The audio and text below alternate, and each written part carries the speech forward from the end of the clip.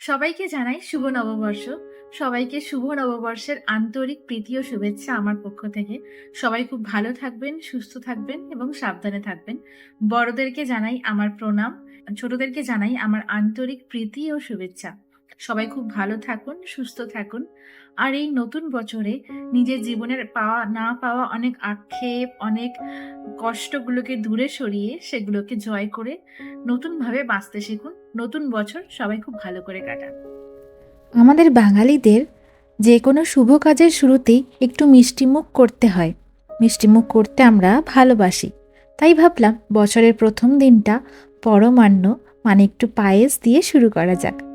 পায়েস মানেই একরাশ নস্টালজিয়া। আজ আমি বানাচ্ছি গোবিন্দভোগ চালের পায়েস। দুধটা যখন ফুটে গেল তখন আমি চালটা ভিজিয়ে রেখেছিলাম সেটা দিয়ে দিলাম।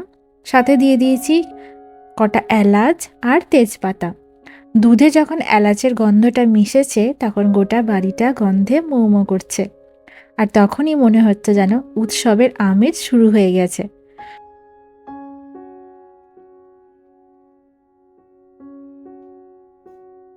এবার আমি খেজুর গুড় এনেছিলাম, সেটাকে কাটবো। চলো কেটে নিই। এই যে এখানে রয়েছে খেজুর গুড়। এবার এটাকে আমি কেটে নেব ছুরি দিয়ে, কারণ এটা ভাঙবো কি দিয়ে। চলো কেটে নিই।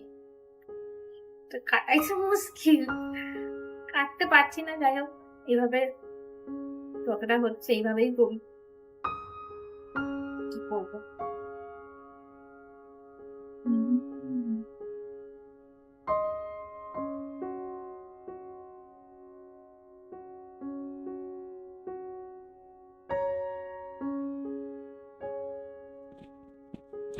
চালটা দেখলাম সেদ্ধ হয়ে গেছে। তারপরে এবার গুড়টাকে মিশিয়ে দিলাম, মানে খেজুর গুড়টাকে। অনেক দিন ধরে আমি এখানে খেজুর গুড় খুঁজছিলাম, পাইনি 1 বছর ধরে। ফাইনালি আগের দিন যখন ইন্ডিয়ান মার্কেটে গেছিলাম, তার পাশেই একটা বাংলাদেশি মার্কেট আছে, সেখান থেকে এই গুড়টা পেলাম। এক দিদিভাই সেখানে আমাকে দেখালো। তখন আমি ওখানে গুড়টা পেয়ে যে কী আনন্দ পেলাম কি বলবো, কারণ আমার খেজুর গুড় খেতে খুব ভালোবাসে।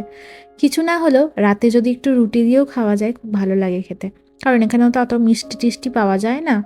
তাই ওই আর কি, দুধের স্বাদ ঘোলে মেটানো। ভালোই লাগে রাতের বেলায় গরম গরম রুটি দিয়ে খেজুর গুড় খেতে, বা যদি কখনো বানাই পাটিসাপটা বা এরকম কিছু, যদিও বানাবো নাকি ঠিক নেই, ওই আর কি। এই যে দেখো, এখানে আমি আমি ওখানে ঘিয়েতে কাজু ভেজে নিলাম। আমার কিশমিশ খেতে খুব একটা ভালো লাগে না, তাই কিশমিশ দিইনি, শুধু কাজুই দিয়েছি। আর এখানে পায়েসটাও বেশ একটু ফুটে উঠেছে। বারবার আমি নাড়ছিলাম যাতে তলায় না লেগে যায়।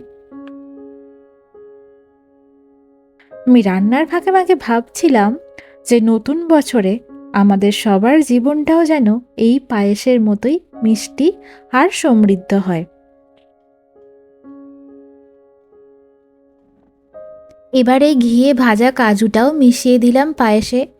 এবার তৈরি আমার আজকের নববর্ষ স্পেশাল পরমান্ন।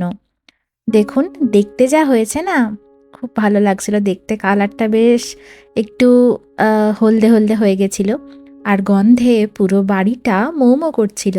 বছরের প্রথম দিনের এই পায়েসটা শুধু একটা খাবার না, এটা হচ্ছে একটা নতুন শুরুর আনন্দ। আপনারা আজ বাড়িতে কে কি স্পেশাল রান্না করলেন সেটা কিন্তু আমাকে কমেন্টে অবশ্যই জানাবেন। কেমন? এই যে পায়েসটা আমার রেডি হয়ে গেছে। এবার আমি এই বাটিতে তুলে নিলাম পায়েসটাকে।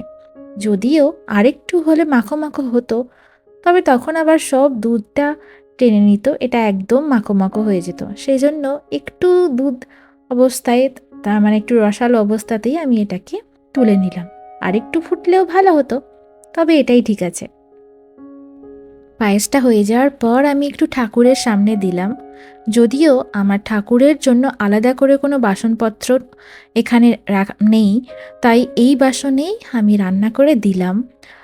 আসলে মনের ভক্তিটাই আসল বলে আমার মনে হয়। যাই হোক, ভিডিওটা এখানেই শেষ করছি। কেমন লাগলো অবশ্যই জানাবেন। সবাই ভালো থাকবেন।